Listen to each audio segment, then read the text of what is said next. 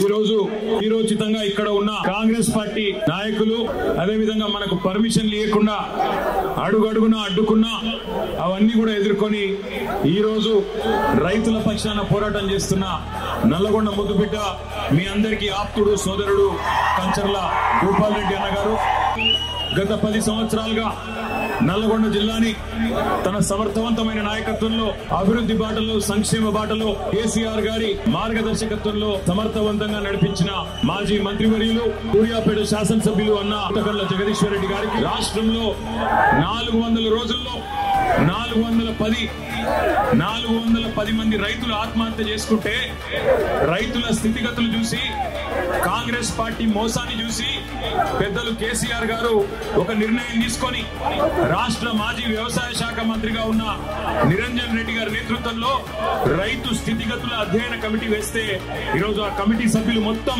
నిరంజన్ రెడ్డి గారితో సహా అందరు కూడా వచ్చున్నారు. వారందరికీ నిరంజన్ రెడ్డి గారికి వారి మొత్తం సభ్య బృందానికి స్వాగతం.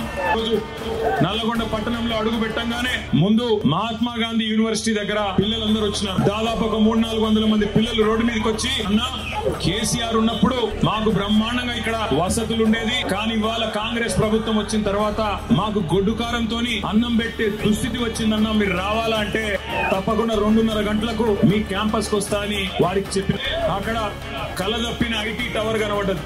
మరి అందులో వెంకటరెడ్డి వచ్చినాక ఎవరన్నా ఉన్నారో లేకపోతే తాగుబోతులు అడ్డాయిందో నాకు తెలియదు, కానీ మొత్తానికైతే కలదప్పింది ఐటీ టవర్. ప్రపంచంలో ఏ శక్తి కూడా ప్రజాశక్తి కంటే గొప్పది కానే కాదు. అది రుజువు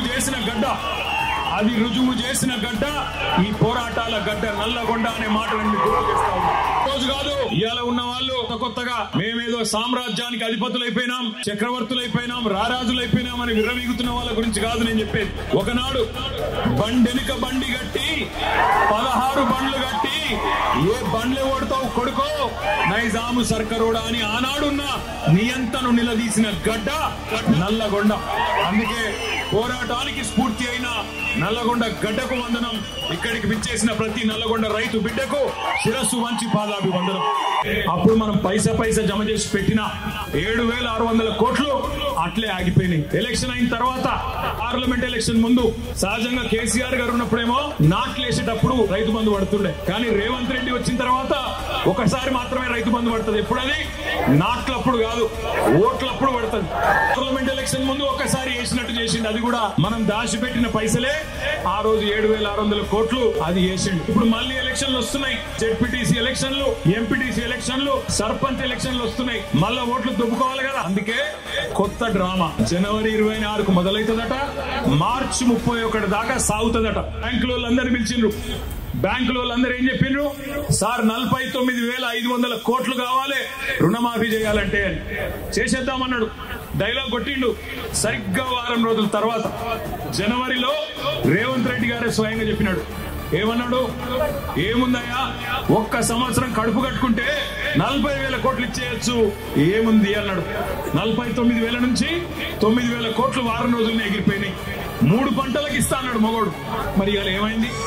3 కాదు, ఒక పంటకి ఇచ్చనికే కింద మీద అయితా ఉన్నాడు.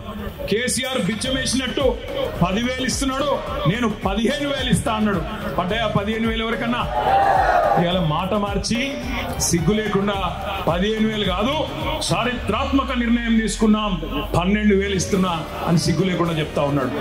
మేము తయారున్నాం పోరాడేందుకు, మా వాళ్ళందరూ తయారున్నారు. కేసీఆర్ తయారు చేసిన మా తమ్ముళ్ళు, మా అన్నలు, మా అక్కలు, చెల్లెళ్ళు అందరు తయారున్నారు. బాగా నీలుగుతున్న మంత్రులు ఎవరైతే ఉన్నారో రైతు బంధు అడిగితే చెప్పుతో కొడతా అనే మంత్రి ఒకడు ఉన్నాడు. ఇక చాలా మంది మీటింగ్ పెట్టుకుంటామంటే అడ్డుకునే సన్నాసి మంత్రి. ఇంత భయపడతాడు ఎవడన్నా మీటింగ్ పెట్టుకుంటామంటే? గంత భయం ఎందుకు నీకు? భూపాల్ రెడ్డిని తీసుకుపోయి పోలీస్ స్టేషన్ ఆడ పోలీసు వాళ్ళు అడ్డముండి భూపాల్ రెడ్డి మీద దాడి చేస్తావా? సిగ్గుందా నీకేమన్నా అడుగుతున్న మంత్రి కోమటిరెడ్డి వెంకటరెడ్డి. నీకు ధైర్యం ఉంటే దమ్ముంటే గడియారం సెంటర్ కు రా. గడియారం సెంటర్ కు వచ్చి మా లెక్కన మీటింగ్ పెట్టి చెప్పు రైతులకు ఏం పీకింది నీ ప్రభుత్వం ఈ సంవత్సర కాలంలో చెప్పు. కానీ నేను గుర్తు చేస్తా ఉన్న పోలీస్ అధికారులకు, జిల్లా యంత్రాంగానికి కూడా మర్చిపోకండి, భవిష్యత్తు మళ్ళీ ఖచ్చితంగా గులాబీ జెండాలే. ముమ్మాటికి తిరిగి వస్తాం. ఇవాళ ఎవరెవరైతే కాంగ్రెస్ కార్యకర్తలు కార్యకర్తల కంటే అతిగా ప్రవర్తిస్తున్నారో అన్ని గుర్తు పెట్టుకుంటాం, వడ్డీతో సహా ఇస్తాం, యాది పెట్టుకోమని చెప్తూ మళ్ళొకసారి నల్గొండ రైతు బిడ్డలందరికీ ధన్యవాదాలు తెలియజేస్తూ జై తెలంగాణ, కేసీఆర్ గారి నాయకత్వం.